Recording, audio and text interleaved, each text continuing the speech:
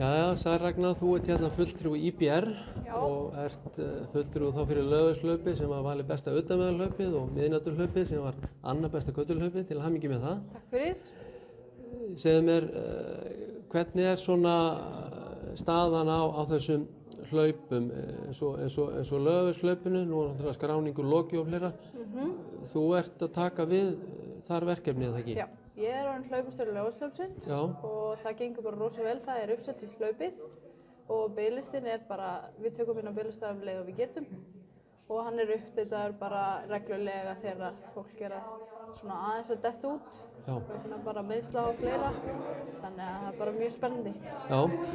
Hvernig gengur undirbúningurinn fyrir Laugardalshlaupið? Herðu, hann gengur bara mjög vel og það er bara, við erum með bara mjög vel, þannig að það er bara heldur áfram. Já. Hvernig er hlutfallið á útlendingum og Íslendingum? Ertu með það, manstu það? Ég er ekki alveg með á hreinu, en það er aðeins fleiri útlendingar en í fyrra. Það svona hefur verið svipað seinustu ár og út af COVID og fleira, en það bara er svona svipað. Já. Miðnæturhlaupið, það verður á sínu stað, alla vegalengdir, ekki satt? Jú, hann verður á sínum stað og það opnaði skráning í seinustu viku, þannig að það er bara mjög spennandi að sjá hvernig það fer á stað. Já. Þessi COVID-staða nú er náttúrulega alltaf að fara að opna og fleira. Þessi hlaup sem þið eru ábyrg fyrir, er allt í góðum gír með það? Já, við stefnum á að halda öll hlaup í sumar og erum bara mjög spennt fyrir að halda þau í sumar. Já.